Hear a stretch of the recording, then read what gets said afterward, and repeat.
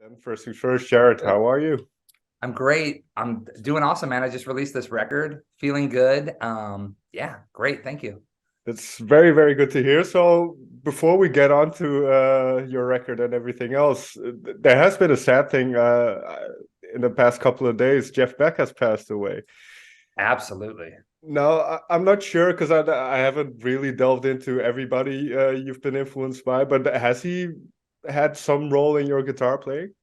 100%, man. Jeff was a really big influence in a way. I remember, I mean, the first time I heard him, I think I was 15 years old and we were at a friend's house. And my friend's dad had Blow by Blow on vinyl. And I remember putting it on and I was like, what is this? And I heard it and I was like, oh, this is amazing. And I really liked it even at that age. And when I started to really get into guitar playing, I play with my fingers. So Sure. I don't use any guitar picks. And Jeff and Albert King were instrumental for me with that because I was like, Okay. man, if Beck doesn't need a pick, I don't need a pick. So a lot of my style and early inspiration came from Jeff. And he's one of those guitars, he's like a guitar player's guitar player. Mm. And I feel like maybe even people that I've been talking to over the last few days, they say, oh, I don't feel like he's a big influence on me. He's one of those players that I feel like is an influence on everyone, whether you know it or not. Yeah, for me, the story that always sticks out is when Jimi Hendrix went over to the UK. His one condition was he wanted to meet Jeff Beck, so that tells you a lot about what kind of player he was. He was a monster, man. And I think a lot of people are mourning the loss, of course, but I feel grateful to have seen him play a lot. Okay. I met him. It was, I feel grateful to be alive when he was alive and be able to hear it in the flesh. So rest in peace, and definitely a sad day for guitar and a sad day for music. But if we get into your guitar playing then, because you mentioned around age 15, now I believe you initially wanted to be a drummer, but that didn't last for that long. Um, No. I wanted to play drums because I said everyone plays the guitar. I felt like all my friends had guitars, and I was like, well, someone needs to play the drums. And I was so obsessed with listening to like Black Sabbath and like in the car, when War Pigs, and I'd air drum it. And I got a drum set from my brother's friend, and my dad heard it. He goes, no. He's like, I can't come home from work and listen to you bash the drums. So guitar it was. But what was that development then? Because obviously a lot of 15-year-olds, I don't know to what extent these days, but a lot of kids back in the day used to pick up a guitar and just started playing. So for you, how did that development go? Was it instant love and kind of obsession? Well, here's the thing. When the first guitar that we had, it was an acoustic, right? Okay. And of course, it was one of those acoustics that had no high E string. The strings were this high up, so when you were playing it. So at first, it wasn't fun because I was like, ugh, like I don't know how to tune it. It just doesn't sound good.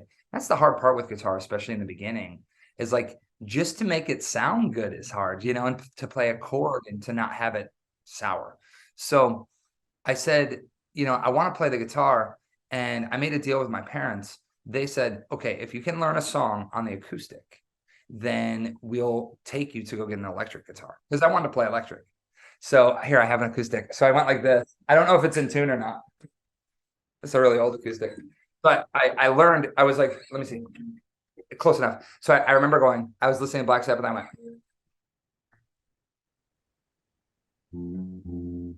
went. But anyways, that was the riff. And I remember my parents were like, okay, cool. Now you can go and we'll get you an electric. When I plugged in the electric, dude, and I hit like a chord, and I hit a note, I was like, that's the sound I was looking for. So the electric got me excited. Then it was instant. It was as if overnight I went from being like, yeah, I kind of want to play the guitar to like, I'm a guitar player. You know what I mean? Sure. And then obviously you got really proficient at it. But you mentioned something interesting because I wrote a line down from a different interview you did where you talked about, because obviously you play a lot of electric guitar, but you talked about the acoustic guitar. You said electric guitar is like a shield for me. So how has your guitar playing kind of evolved then to what you do now to be a more well-rounded player? I think with that, and I still kind of feel that way Okay. because when I pick up an electric, especially on stage, it's almost like my comfort blanket. You know what I mean? It's like, even for singing, it's really weird when like on my album and when I'm tracking vocals, it helps when I'm holding a guitar. I know it sounds weird, but the electric guitar, when I have that in my hands, I feel like I'm more powerful. I feel like I have something to say, right? And forever when I was playing acoustic, I always felt like naked. I felt exposed, right? And I was like, man, everything I do. So in the past few years, what I've really tried to do is embrace that as a musician and embrace the fact of being uncomfortable, which is kind of weird to do. It's something that I feel like not a lot of people talk about, but it's so important as a musician, as just being creative in anything you do in life. Sure. Embracing that kind of uncomfortable feeling, it makes you understand. You go, oh, okay, so maybe this isn't my, end point. It's like, oh, if I start here, I can do more. So if anything, I've tried to grow more creatively and embrace the parts that are like, So Yeah, like you say, I think it does kind of force you to become a better vocalist, a better lyricist, and all that stuff. Because once you play acoustic, it's right there in front of you, and you can't hide anymore. So you kind of have to get it yes, up to speed.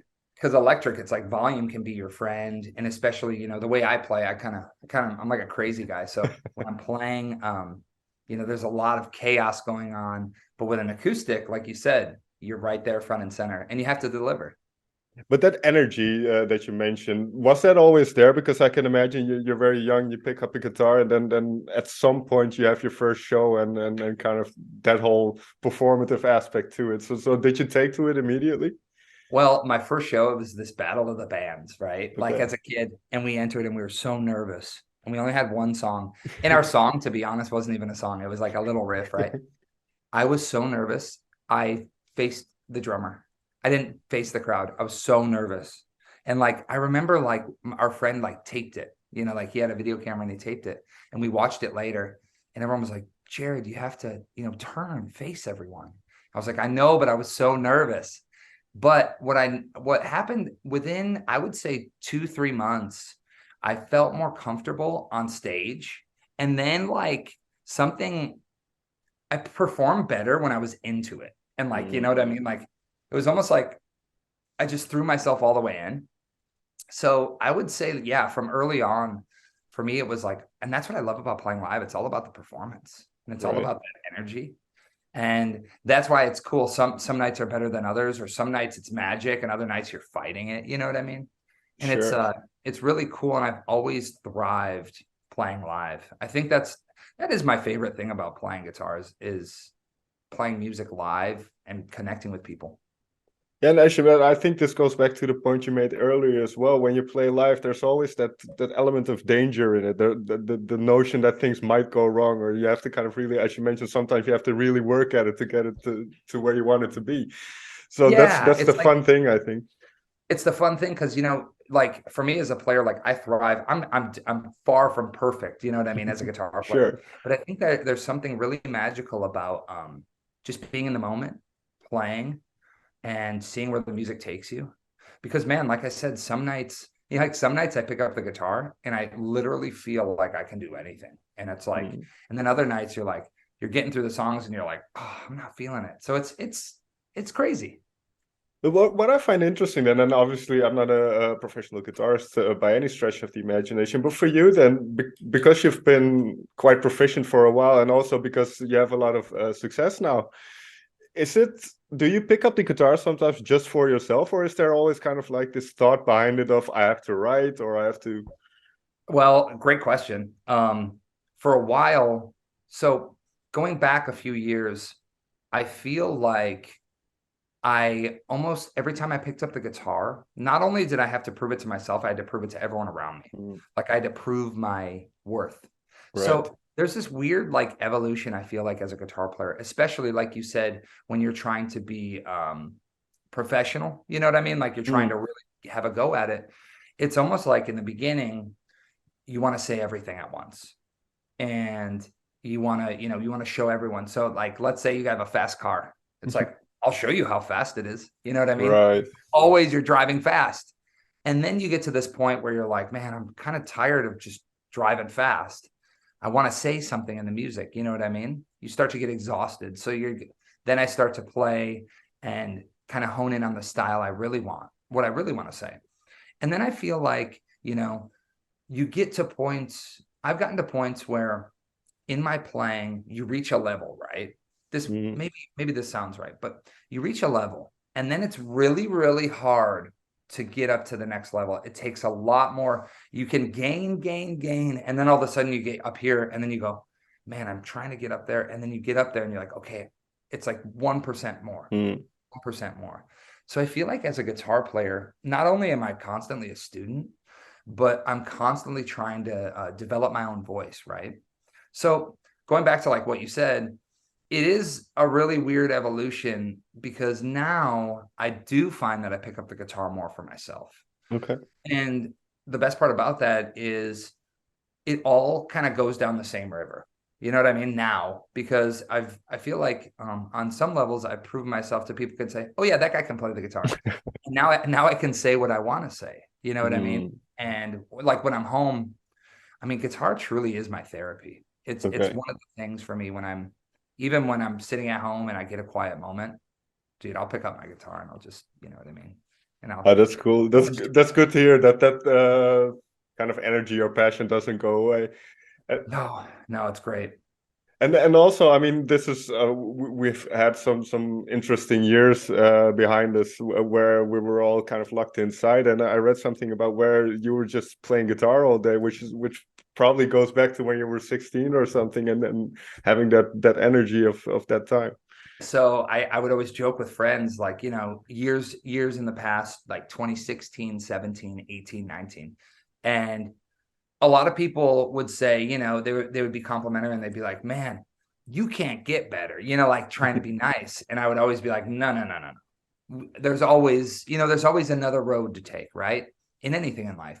And I always would joke with friends. I said, if I had another year to really hunker down and play, I feel like I could really get to my next level. And lo and behold, we had some time off. And I really did take advantage of it in a way, not only because I was home, like all of us, and trying to figure it out, but like I said, it was therapy. So I could go to my guitar. And that's like, even now for the songs, like with the record I released, all of that was written in the same time when I was trying to get to my next level as a player, trying to find more, especially as a vocalist too. Okay. So yeah, having that time, it was like I was 16 again. And I didn't have like any responsibility because, now you wake up and you're like, okay, what do I have to do today? All right, I gotta do, then it was like, I'd wake up, I'd make a coffee and I'd start playing guitar. And I like what you say about always kind of being hungry to learn, because I heard a quote, I think it was by Ray Charles, talking about the piano, and he was just pointing at a piano and he was asked a similar question. He said, well, there's no way I will ever get everything that's in this piano out of it, so there's always more to learn and there's always more to do. So was there anything specific that you focused on during those months? Yeah, definitely. And I think that's a great quote because like sometimes I'll look at the guitar, like I'm looking at a guitar right now, like look over here. I don't know if you can see it. There's just a guitar. Oh yeah. This guitar, George Thorogood gave it to me. Great guitar. And I'm staring at it and I'm just looking at it and I'm going, there's sounds in there, and you think about it and you're like, I'm going to find more sounds. You know what I mean? Sure. And the things I really were focusing on, it's a constant every day for me, really develop my own voice, and not only in single notes, like soloing, right, but actually in the way that I play chords, the tone of it. I want to get it, and I always constantly strive to get it where when I pick up the guitar, I play it in my own voice. And everything I do with the guitar comes from me. And I know that might sound vague, but it's almost like a speaking voice. So if you and I are going to talk and you call me and you go, hey man, what's up? It's Rob. And I'm like, oh dude, hey, of course I know it's you. I know your voice. I want to get it to the point with my playing, with my songwriting, with everything, a whole sonic thing where it's like, when I pick up the guitar, I express myself. So I was really focusing on, tone, touch, feel, right, all of the little things, the vibratos, the bending, where you're striking notes, things that You know, like when they say like, oh, the blues can't be taught. It's like, I do agree with that to an extent, but there is a lot of things that, you know, everyone's different. So everyone's going to sound in their own way. There's a lot of things that players can do to find their voice. And that's what I was trying to do. What have you found is your, this is maybe too vague, but what have you found is your voice then? Have you noticed certain things about what naturally comes out when you start playing? I have, yeah. There's certain things that come out, and I think what it is it's like you know, like we're all influenced, right? So I hear a lot of my influences. I often think that like my playing is a really, really like I guess the right word would be like a primal version of that guy, Stevie Ray. Because what I loved about Stevie is when I heard Stevie play, I mean, I was jaw dropped, but I could hear his influences. I could hear where he was getting it from. I could hear like, hey, that's a Jimi Hendrix lick, or that's a Otis Rush or Buddy Guy. You know, like you could hear the licks, but it was his interpretation and it was in his voice. And I thought that was so cool because it's like tipping of the hat to all of your heroes, but you do it in your own way. So sometimes when I think about my guitar playing, I think like it's like an amalgamation of like Stevie, Leslie West, like early Eric Clapton, but also there's like, you know, heavier elements, like even guys like Jerry Cantrell and Zach Wild. You know, it comes from the whole pool, right? Because we grew up, I'm not sure, how old are you? I'm 36 now. Okay, so you're a few years older than me, but we came up in the same era. So yeah, certainly. Hearing Alice in Chains and Soundgarden, and then, I mean, man, we were hearing everything from, you know, not that that's an influence, but like boy bands to Korn, Limp Bizkit. Like, we can't pretend that we didn't hear any of that stuff. So I feel like my guitar playing is an amalgamation of all the stuff I grew up listening to, and then all the guys that I love, guitar player wise. Yeah, no, definitely. And I think we grew up in a very interesting era because we had kind of the advent of technology coming into music, and then we could look back at everything that people made decades earlier. And I have influences from all over, or I listen to musicians from all over. So yeah, it's like I feel like we were just right before YouTube, right? Like yeah. I remember all of my learning was like that core of it was like I still went and got books from the guitar stores. Yeah, definitely. I had a CD player, like a little boombox, and I would buy CDs and I would listen to the CDs and listen. And it was just right before. And then I remember when I moved, I got a scholarship to go to a school in Boston, Berkeley. And when we went there, you got a computer, you got a MacBook. And I was like, oh, wow, what am I going to do with this? And then my friend's like, bro. And then he got me like on YouTube and like the amazing Slowdowner and all this stuff. And I was like, whoa. So like we did truly grow up at that last, you know what I mean? Before it hit this. But before, yeah, because when you mentioned books, I have a piano here I just bought 2 weeks ago or something. Nice. But I remember having those books, and you could buy those books with popular songs in it and learn how to play them and those kind of stuff. So nothing was online yet. Bro, I used to go to the music store, and I remember this is a funny story. My local music store, they actually, you see this sign, like it's like an Epiphone sign that was in the window there. They closed down many years ago. Okay. But they gave me that sign. But they had a leak in their roof, right? And it like the water came on all of the books, like in the book section. And I remember the guy was like, man, now these books are ruined. Like we're going to claim it under our insurance. And I was like, can I buy them? Can I get them for cheaper? He gave me a stack, and it was like advanced heavy metal soloing, you know, melodic rock guitar for beginners. So I had all these books, and it was almost like a treasure chest because I was like, yeah, and they're all watery and moldy. I didn't care. It was just so cool. You know what I mean? There's and I suppose that's what the revival of vinyl kind of is alluding to as well, where if you have to consciously or put effort into something, kind of you're more engaged, I suppose. Yeah, there is something that I feel like, you know, as humans, like there's this touch thing. It's, you know, that's why we're always infatuated with, as guitar players, we're always infatuated with our guitars. Right. And it's like, for me, it's even like amplifiers. It's like touching them. And you know what I mean? It's almost like an old car. So like there is a thing, I feel like when you have a book or when you have something in your hand, like a vinyl, it means more subconsciously. Because now it's like, okay, let me go on Spotify and I can listen to anything I've ever wanted to. And then you'll sit there and you go, what should I listen to? But then when you have that vinyl, you go, here it is, let's go. You know what I mean? It's more of it's something special. Yeah, no, I totally agree. Getting back to the record then, because you also mentioned you focused in on your vocals a little bit. So let's talk about that for a second.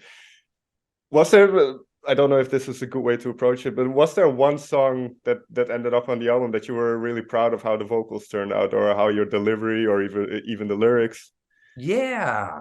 I mean, for this record, I just wanted to sound like myself. It's almost like the guitar thing. Mm-hmm. It's like finding yourself as a vocalist, I feel like is so hard to do because yet again, we have influences. So you're going to want to sound like someone, you're going to want to, whatever. And it's like, it's really tough to find yourself as a vocalist. So with this record, I went in thinking, I just want to sound like myself. I want to sound like me. Right. So like, there's a few songs on the record. I mean, I definitely push my voice because as a guitar player, a lot of my favorite guys, they would tune to like E flat or even like D standard, it was a little low. But what I find with my voice is when I'm in standard tuning, I can push it and I can strain it and it has like kind of a cool tone to it. So even like the opening track, My Delusion, that's in E, and I'm singing that all the way up most of the time. Okay. And I feel really happy with the vocal performances on the record. There's two songs, one called Hallelujah and one called Saint or Fool. Man, those were high to sing. I remember like when I was tracking those, that my like I got done tracking and I was like I could feel it in my body because I was like so tense, you know what I mean?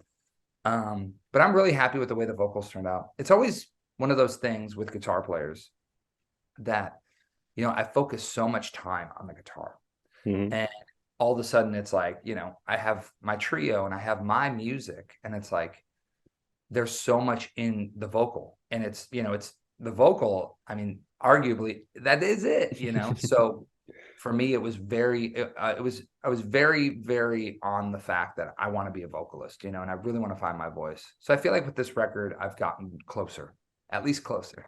Yeah, because that's always I always find it funny when I ask guitar players who can sing as well. It's always like you learn how to play guitar and then you kind of have to hope that you can sing or carry a tune a little bit. Well, I remember, starting the trio, we were talking, I was like, someone said, who are you going to get to sing? And I was like, I guess I'll do it for now. You know what I mean? Like, I guess I'll do it. And also I remember a friend said to me, you don't want to deal with a lead singer because you can put in all of this work and then you make this body of work. And then the lead singer goes, I'm out. And then you sit there and you go, wait, that's the voice. So I'm really glad that I pushed to do my own thing because I think ultimately it was a better move. No, I definitely agree. What comes to mind is somebody like Joe Bonamassa, who granted hasn't got the best voice in blues, but he's grown quite a bit of his career, and it makes it more authentic. If he got somebody else to sing his songs for it wouldn't work, I think. Well, I love that too, and I used to cringe, but there truly is something beautiful about an evolution of an artist. And I like when I listen to my first recordings, honestly, I would cringe because I was like, oh, I don't like the way it sounded. I didn't like the way I sounded. You know what I mean? Because I was still trying to figure it out. But there's something beautiful about that because you can really hone in on like, okay, cool. So, like this is this era, this is, and you can see the growth. And same with Joe. Like you listen to those early recordings to where he's at now.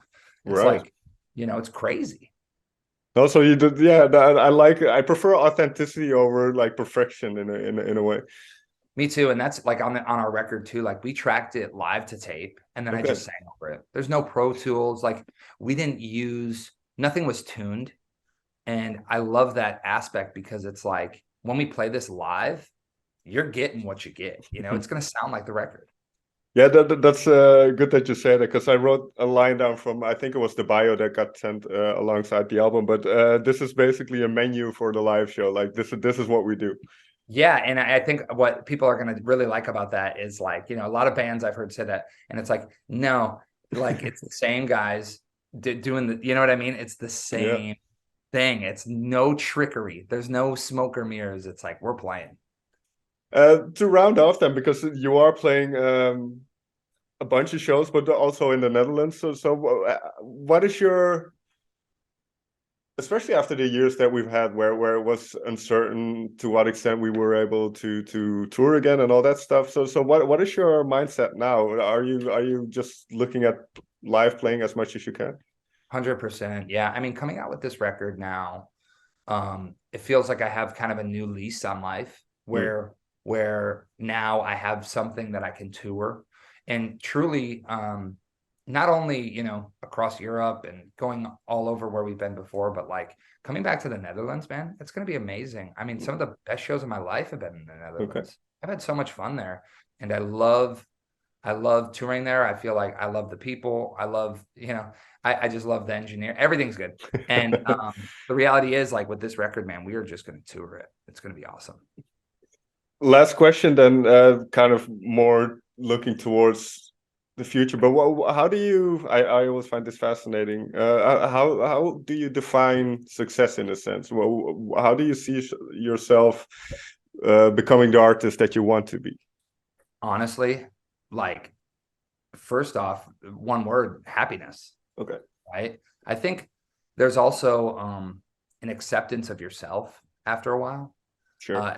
as an artist, because what we do, playing guitar and everything, it's such a fight, you know, and you're always like, I'm not good enough, you know, like, so as an artist, a validation to yourself that you are happy with what you do and who you are and who you've become and where you want to go. I think that's success. And then on the other side of it, success is, to me, honestly, having a roof over my head, having a meal to eat, and having a show to play. Like, because I often think about it, and, you know, there's a lot of people, you know, there's a lot of people that have it way worse than, you know, you or I. And also, though, you know, it's easy to complain. It's easy to go, Oh, yeah.